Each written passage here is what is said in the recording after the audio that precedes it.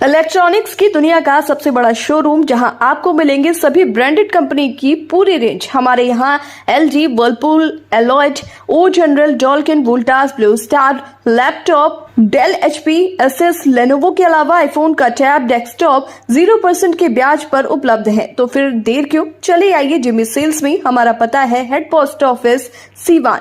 संपर्क करें 9916972646। सिवान का एकमात्र HUID hallmark showroom Payal jewellers, the symbol of trust. Wedding jewellery collection मात्र 1,49,000 से शुरू। शादी की शॉपिंग करें पायल ज्वेलर्स में, क्योंकि हम ग्राहक नहीं रिश्ते बनाते हैं। हमारे यहाँ सोने, चांदी एवं डायमंड के सभी रेंज उपलब्ध हैं। डायमंड ज्वेलरी पर 30% की छूट। HUID हॉलमार्क ज्वेलरी 18 कैरेट और 22 कैरेट पर मात्र 9% मेकिंग चार्जेस। हमारा पता है बड़ी मस्जिद के समीप, Siwan. BA, BCom, BSc, MA, MCom करें विश्व की सबसे बड़ी यूनिवर्सिटी इग्नू से। सॉल्व असाइनमेंट्स और गाइड बुक्स प्राप्त करें। संपर्क करें Mahakal computers, DAV PG college के पास, पंच मंदिरा मोड़ से दाहिने, सिवान। में हमारे साथ उपस्थित सिवान के कोऑपरेटिव बैंक के चेयरमैन मनोज सिंह जी, भाजपा के जिला अध्यक्ष राहुल तिवारी जी, जदयू के जिला अध्यक्ष चंद्रकेतु सिंह जी, लोजपा के जिला अध्यक्ष श्री महादेव पासवान जी, पूर्व जिला अध्यक्ष संजय पांडे जी, अभिमन्यु जी, पूर्व जिला परिषद अध्यक्ष नंद प्रसाद चौहान जी, परमील जी, बंटी बाबू, नगर परिषद के उपाध्यक्ष, सभी हमारे भाजपा, जदयू और लोजपा और एनडीए के अन्य सभी साथी दलों के सम्मानित नेता आज इस प्रेस वार्ता में उपस्थित हैं।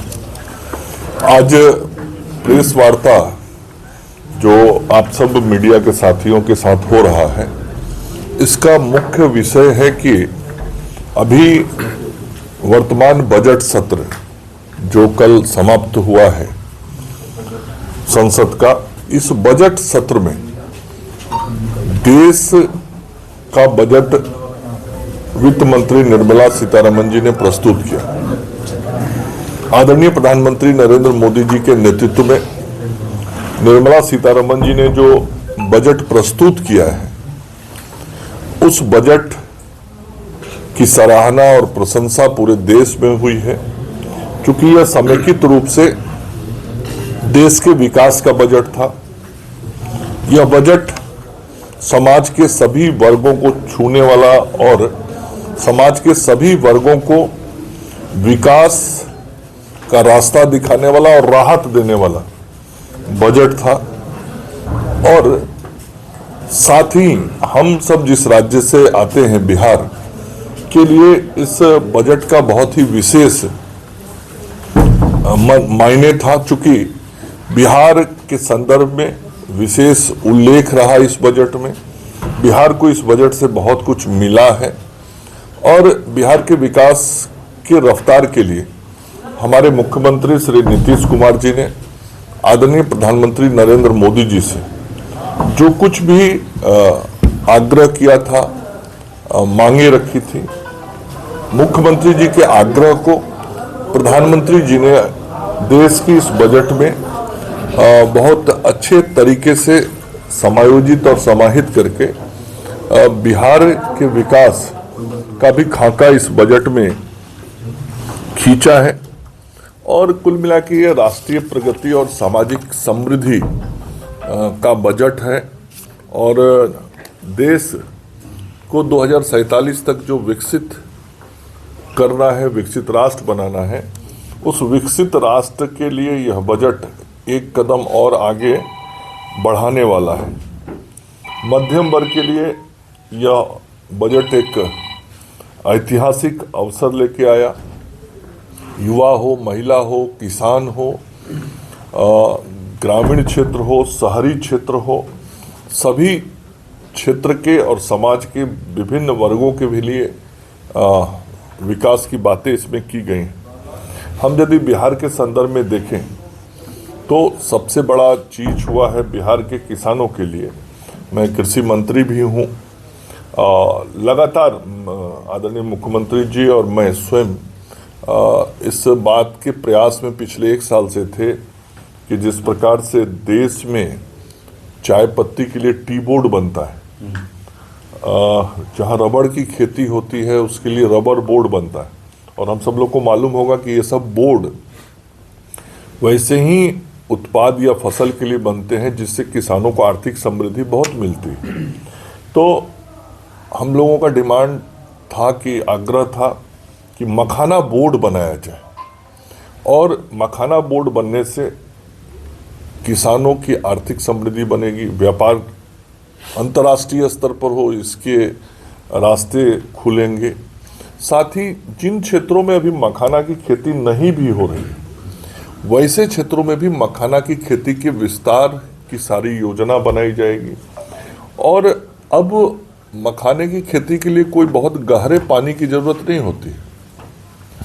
अब 1.5 फीट 2 फीट अपने खेत में भी मिट्टी काट के पानी डाल के हम मखाने की खेती कर सकते हैं, और कर रहे हैं। बिहार के कई जिलों में ये हो रहा है। तो आगे आने वाले समय में हमको बिहार को विकसित करना है, तो कृषि के क्षेत्र में नए नए आयाम ढूंढने पड़ेंगे और नए तरीके से किसानों की आर्थिक समृद्धि को बढ़ाने के रास्ते बनाने पड़ेंगे। तो ये मखाना बोर्ड जो बना है, इस मखाना बोर्ड से बिहार के किसानों की आर्थिक समृद्धि आएगी। इसके साथ ही जब व्यापार बढ़ता है और आर्थिक समृद्धि लानी होती है तो कम्युनिकेशन मतलब आने जाने की सुविधाओं का बहुत महत्व रहता है। पटना एयरपोर्ट का विस्तार हो रहा है। इसके अलावे बिहार में ग्रीनफील्ड के नए एयरपोर्ट बनाने के निर्णय हुए हैं। सिंचाई परियोजनाओं के लिए भी 50,000 हेक्टेयर भूमि की सिंचाई सुनिश्चित की जाए, इसके लिए काम हुआ है। बिहार के अंदर पर्यटन को बढ़ावा मिले, पर्यटन को बढ़ावा देने के लिए भी इस बजट में व्यवस्था की गई है। ये बिहार की धरती भगवान बुद्ध से जुड़े ऐतिहासिक स्थल यहाँ बहुत हैं, तो उन सारे क्षेत्रों को विकास भी किया जाए, इसका काम हुआ है। पटना के अंदर हमारा आईआईटी है, आईआईटी का विस्तार और सुदृढ़ीकरण के लिए भी इस बजट में काम किए गए हैं। किसान के लिए जो पूरे देश के लिए किया गया है और बिहार को भी बहुत लाभ मिलेगा। केसीसी की सीमा पहले 3 लाख अधिकतम होती थी, तो केसीसी की सीमा को बढ़ा के अब 5 लाख रुपए कर दिया गया।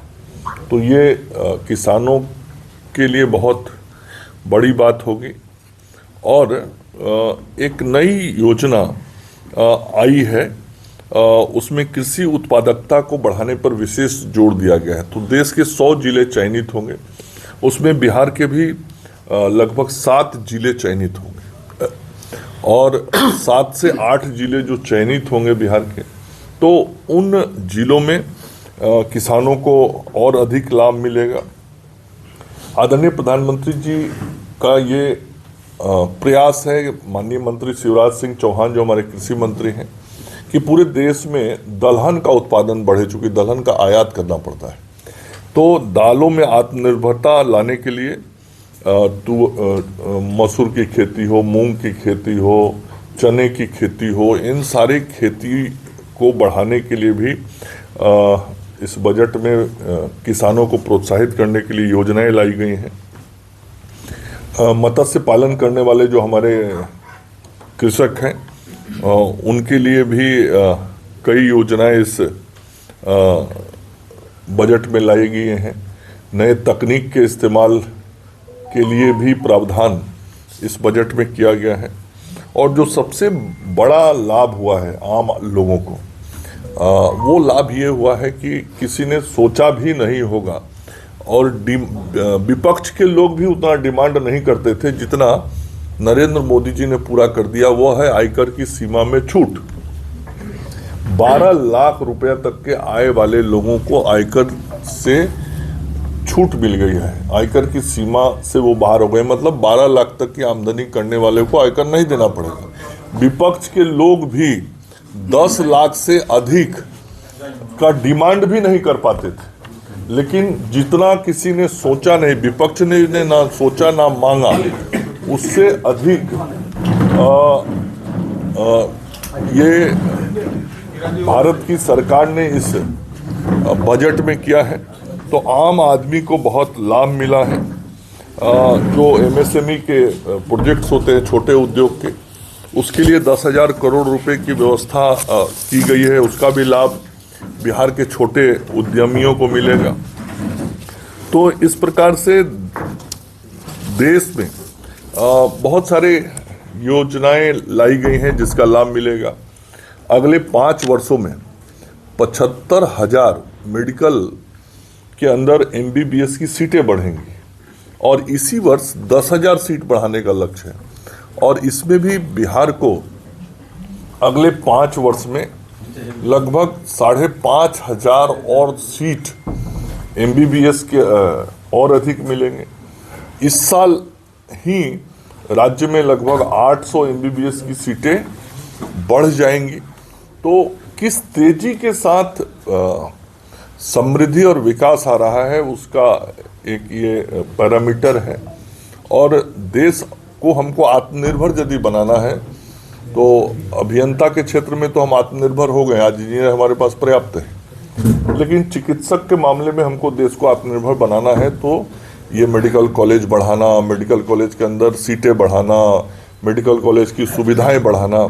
और आप सब लोग देख रहे होंगे कि लगातार ये काम हो रहा है। बिहार में भी हमारे मुख्यमंत्री श्री नीतीश कुमार जी जिन जिलों में मेडिकल कॉलेज नहीं है उन जिलों में मेडिकल कॉलेज खोलने का निर्णय हम कर रहे हैं।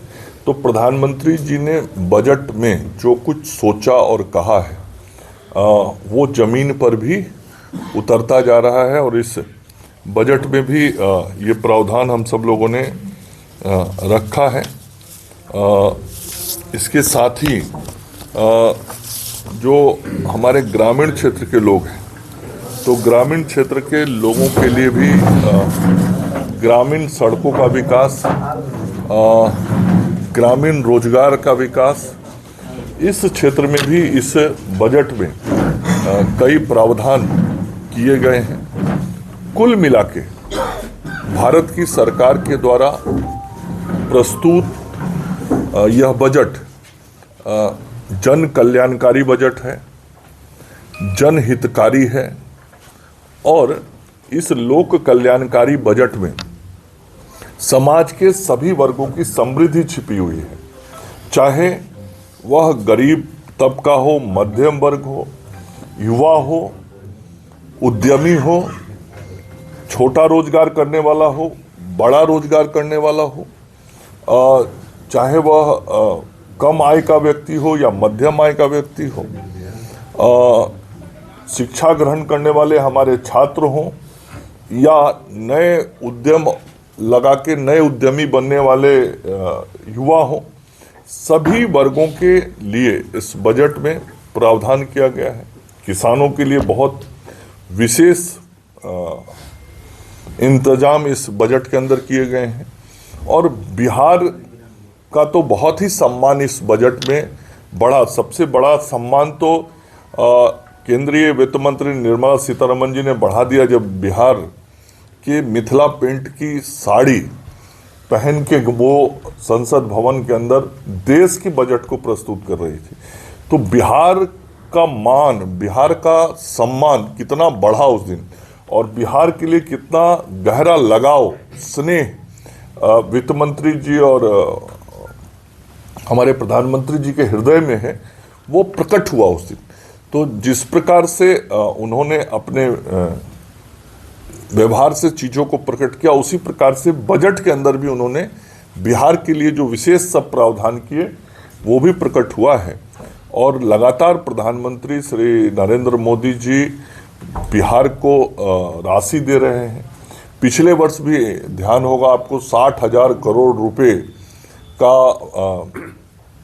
अलग से पैकेज दिया गया था बिहार के विकास के लिए। और 60,000 करोड़ का पैकेज देने के बाद इस बार फिर बिहार स्पेसिफिक ये सारी घोषणाएं हुई हैं। तो इन घोषणाओं का लाभ हमको मिलेगा। तो ये जो बजट के माध्यम से बिहार के लाभ के काम हुए हैं, आज आप मीडिया के मित्रों के माध्यम से राज्य की जनता के सामने, सिवान की जनता के सामने ये विषय रखना था। आज अभी हमारे संवाददाता सम्मेलन में कर्णजीत सिंह जी माननीय विधायक जी और पूर्व विधायक रमेश कुशवाहा जी भी उपस्थित हुए हैं। आप लोगों को कोई प्रश्न हो तो पूछ सकते हैं। जिस तरीके से बीजेपी का भी स्टैंड परिवारवाद पर रहा है और मुख्यमंत्री जी के द्वारा भी ये कहा जाता रहा है कि परिवार से मेरे हिस्से नहीं आए हैं, और जब से उनके बेटा के बारे में ये आया है कि वो अगले चुनाव में हमारे लड़ रहे हैं, विपक्ष इस तरीके से कटाक्ष कर रहा है, उसको आप किस तरीके से?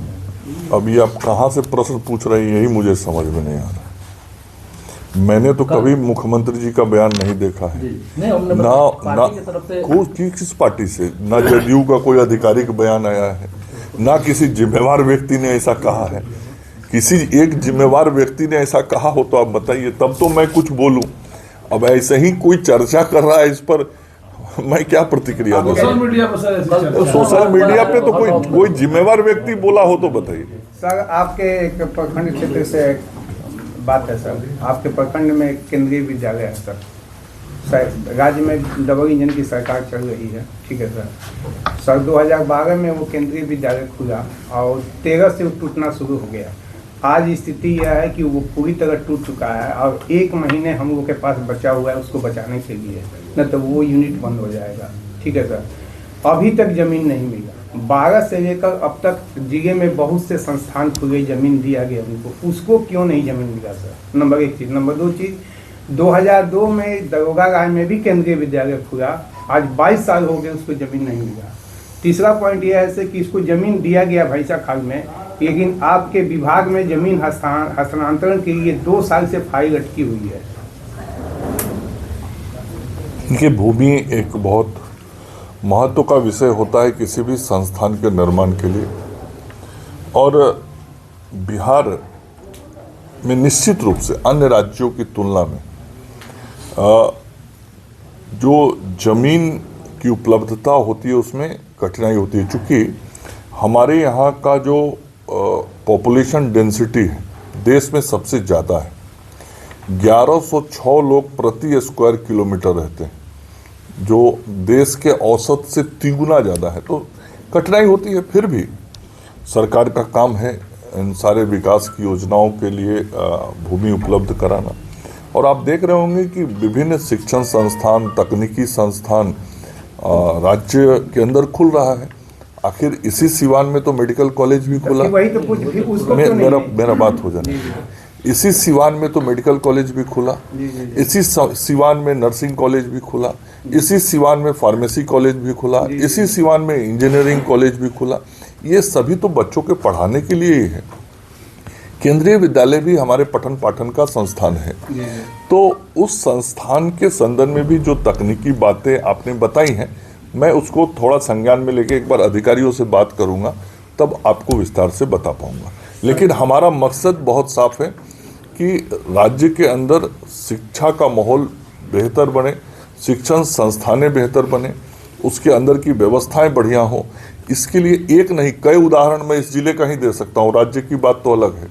आप एक स्पेसिफिक संस्थान के बारे में पूछ रहे हैं, अब उस संस्थान के संदर्भ में वो भारत सरकार और राज्य सरकार के बीच में क्या बातचीत हुई है, एक बार मैं समझ के तब बोलूँगा। आपको जमीन देना है सर। हाँ, तो ये तो आप बोल रहे हैं ना, मैं एक बार सरकारी अधिकारियों से पूछ लूंगा तो जरूर। बच्चे सर बिहार के लोकल पढ़ते हैं सर, भाई सब मालूम है। आप ही के जवाब में ये सवाल भी छुपा हुआ है कि इतने सारे शैक्षणिक संस्थान और तकनीकी संस्थानों को जमीन मिल गई, लेकिन केवी को नहीं मिला। मैं यही तो कह रहा हूँ कि क्या विषय है, जब तक एक बार आधिकारिक रूप से मैं समझ नहीं लूंगा तो कल आप सर जाएंगे जनता के सामने, कहेंगे कि डबल इंजन की सरकार। मैं रोज जाता हूँ जनता के सामने, आपकी जानकारी के लिए मैं प्रति मिनट जनता के सामने ही रहता हूँ। अभी आप लोग के बीच आने में देरी इसीलिए हुआ कि जनता के बीच में ही था। तो कैसे हम उम्मीद करें कि तो आप उम्मीद कीजिए ना, इतना सारा काम हुआ है तो भी एक काम होगा, ये उम्मीद कीजिए। उम्मीद पर ही दुनिया टिका हुआ है। इसके अलावा देखा जाए गुजरात में, यूपी देख लीजिए, पड़ोसी राज्य में। मुझे लगता है आप अखबार नहीं पढ़ते। नहीं सर, हम लोग देख रहे हैं। मैं कह रहा हूँ मुझे लगता है आप अखबार नहीं पढ़ते, और अखबार इसलिए नहीं मैं कह रहा हूं पढ़ने का कि कैबिनेट के सारे निर्णय उसके अंदर होते हैं। पिछले 4 बिहार सरकार के कैबिनेट के निर्णय केवल आप पढ़ लीजिएगा तो 20,000 करोड़ से ज्यादा के निवेश की स्वीकृति बिहार के कैबिनेट ने दिया है। इसलिए कृपया अखबार पढ़ा कीजिए। ठीक है, नहीं मेरा बहुत जिम्मेवारी से मैं कह रहा हूं, आप सब बहुत जिम्मेवार लोग हैं, पत्रकार हैं। आप जब प्रश्न कीजिए तो जरूर अध्ययन करके प्रश्न किया कीजिए। कल एक लालू जी का बयान आया था कि हम लोग के रहते भाजपा की सरकार नहीं बन सकती है। लालू जी तो देख ही रहे हैं 20 साल से बिना उनके रहे भारतीय जनता पार्टी सरकार में चल रही है। और लालू जी का पुराना आदत है दिन में सपना देखने का। तो लालू जी, उनके बेटे, उनके परिवार के लोग, उनकी पार्टी सपना देखते रहे। बिहार की जनता काम करने वाले को ही अवसर देती है, देगी। बिहार की जनता ने पिछले 20 वर्षों में परिवर्तन को महसूस किया है। परिवर्तन के कारण विकास देखा है और विकास के कारण आज बिहारी कहलाना गाली नहीं, बिहारी कहलाना आज सम्मान का बात हो गया। 24 तारीख को आगामी प्रधानमंत्री जी का दौरा है भागलपुर का, तो क्या यहाँ पर भी बिहार में भी जैसे लाडली बहन योजना की वहाँ महाराष्ट्र में यहाँ घोषणा हो सकता है क्या? देखिए, आदरणीय प्रधानमंत्री नरेंद्र मोदी जी 24 तारीख को भागलपुर आ रहे हैं एक बहुत बड़े काम के लिए। जो किसान सम्मान निधि योजना की राशि दी जाती है देश के किसानों को, उसकी 19वीं किस्त जारी करने के लिए प्रधानमंत्री जी भागलपुर आ रहे हैं। और ये पहला अवसर होगा जब बिहार की धरती से प्रधानमंत्री जी देश के किसानों को न केवल संबोधित करेंगे बल्कि देश के किसानों को राशि देने का काम करेंगे, जो 6,000 रुपया प्रति वर्ष किसानों को दिया जाता है। और पूरे देश में लगभग 9.5 करोड़ किसानों को ये राशि दी जाती है। बिहार में भी 82 लाख किसान हैं जो इसका लाभ जिनको मिलता है। और मैं समझता हूँ कि हमारे ज़िले में भी ये संख्या, जो सिवान है, सिवान में भी ये संख्या 2 लाख से ऊपर होगा, ऐसा अनुमानित संख्या मैं बता रहा हूँ। तो इतनी बड़ी संख्या में किसानों को सीधा लाभ देने के लिए आदरणीय प्रधानमंत्री जी भागलपुर आ रहे हैं। उस कार्यक्रम में हमारे माननीय मुख्यमंत्री श्री नीतीश कुमार जी भी वहाँ रहेंगे, एनडीए के सभी वरिष्ठ नेतागण वहाँ रहेंगे और सबकी उपस्थिति में बिहार और देश के किसानों को प्रधानमंत्री जी ये उपहार देंगे। और हो सकता है कि कुछ और भी अच्छी खबर मिले। सर, सुभाष यादव ने कल आरोप लगाया है कि किडनैपिंग होती थी और उसकी डीलिंग मुख्यमंत्री आवास से होती थी राजद के शासनकाल। कौन सुभाष जी, जो साला है? तो अब इससे ज़्यादा पुख्ता प्रमाण और कौन दे सकता है? सुभाष जी तो अब साला है, तो इससे नज़दीकी नाता रिश्ता भी कुछ नहीं हो सकता है। और जो भी साला होता है, ऐसा संबंध ये ऐसा होता है बहनोई साले का कि घर के अंदर आना जाना होता है। तो घर के अंदर जाके जरूर सुभाष जी देखते होंगे कि क्या सब कुछ हो रहा है, तो सत्य बात बता रहे हैं लोगों को। सर एक अंतिम प्रश्न सर, ये जो आगामी बजट आ रहा है बिहार का, उसमें आपके विभाग से, आपका 2 विभाग है, तो सीमांत के लिए स्पेसिफिक क्या होगा? देखिए, मुझे लगता है, मैं ऐसे तो लगभग 8 साल हो गए स्वास्थ्य मंत्री के, बीच में 1.5 साल छोड़ दीजिए तो 1.5 साल नहीं था बीच में। मुझे लगता है कि एक स्वास्थ्य मंत्री के नाते जितना आधारभूत संरचनाओं का विस्तार करना चाहिए था, लगभग मैंने कर दिया। पूर्ण तो कभी नहीं हो सकता, विकास एक ऐसा शब्द है जिसकी पूर्णता नहीं होती, लेकिन प्राथमिकताएं जितनी होती हैं, प्राथमिकता होता है कि जिला का सदर अस्पताल बढ़िया होना चाहिए। तो अभी आप लोग देख रहे हैं कैसा बना है। सदर अस्पताल के साथ एक MCH अस्पताल का भी नींव मैंने उसी दिन रख दिया, वो भी अगले 6 महीने में बन के तैयार हो जाएंगे। उसके नीचे अनुमंडल की अस्पतालें बेहतर हों, अनुमंडल में नए भवन, नए अस्पताल हमने बनवा दिए, बेड बढ़वा दिए। उसके नीचे प्रखंडों के अस्पताल होते हैं। आज सिवान के सभी प्रखंडों के अंदर 30 बेड, जो निर्णय था मुख्यमंत्री जी का कि सभी 6 बेड के अस्पताल 30 बेड के होंगे, उस निर्णय को हमने क्रियान्वित कर दिया। अधिकतर प्रखंडों में शुरू हो गया और जो अंतिम बचा हुआ था मेरा गृह प्रखंड महाराजगंज, उसमें भी मैंने उसकी भी स्वीकृति दे दी और नींव रख दिया। तो सभी प्रखंडों का अस्पताल बन गए। अब प्रखंडों के नीचे जब जाइएगा तो पिछले 5 वर्षों में इस जिले के अंदर अतिरिक्त प्राथमिक स्वास्थ्य केंद्र और हेल्थ एंड वेलनेस सेंटर लगभग 70 से के करीब बन चुके हैं और बन रहे हैं। तो मतलब हम करें पंचायत तक के अस्पतालों की व्यवस्थाओं को सुदृढ़ किया है। अब उसमें मानव बल का जरूरत है। यह सही है कि हमको और चिकित्सक चाहिए, उसमें टेक्निकल स्टाफ चाहिए, तो उनकी नियुक्ति की प्रक्रिया हम कर रहे हैं और मुझे लगता है अगले 3 महीने में बहुत सारी नियुक्ति बिहार के स्वास्थ्य विभाग में हो जाएगा। तो जो आपको अभी थोड़ा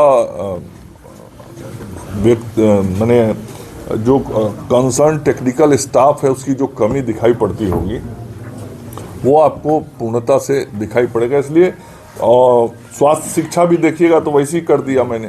मेडिकल कॉलेज एक सपना होता है किसी के लिए भी, तो मेडिकल कॉलेज के काम में बहुत गति आई हुई है और मुझे लगता है कि इस साल के अंत तक वहाँ को हॉस्पिटल तो ज़रूर हम चालू कर देंगे और मेडिकल कॉलेज भी चालू हो जाएगा। नर्सिंग कॉलेज मैंने चालू कर दिया। पूरे बिहार में केवल 5 फार्मेसी कॉलेज है, उसमें एक फार्मेसी कॉलेज सिवान जिले में है, उसको चालू कर दिया। बीएससी नर्सिंग भी उसी के अंदर होगा जो मेडिकल कॉलेज है। तो नर्सिंग से लेके मेडिकल तक की जितनी पढ़ाई होती है उन सभी पढ़ाइयों की व्यवस्था बेहतर हो गई है। तो स्वास्थ्य शिक्षा हो या स्वास्थ्य सेवा, जितना ज़रूरत है लगभग किया जा चुका है और जो बचे हुए काम है उसको भी हम करेंगे। कृषि के क्षेत्र में भी आप देख रहे होंगे, पहले क्या होता था, पहले यूरिया के लिए मारामारी होता था और अखबार की सुर्खियां बनती थी और किसान परेशान होते थे। आज वो सारी स्थिति नहीं है। आज बीज भी उपलब्ध है, खाद भी उपलब्ध है।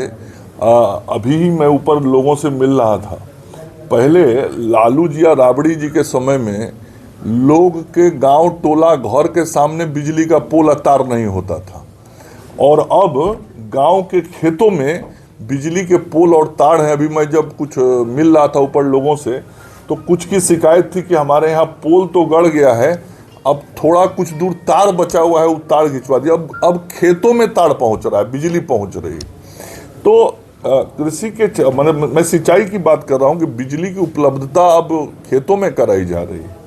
उसी प्रकार से आपको ध्यान में होगा कि अभी 1.5 महीना पहले हमने कैबिनेट से निर्णय किया, हम कृषि विभाग के अंदर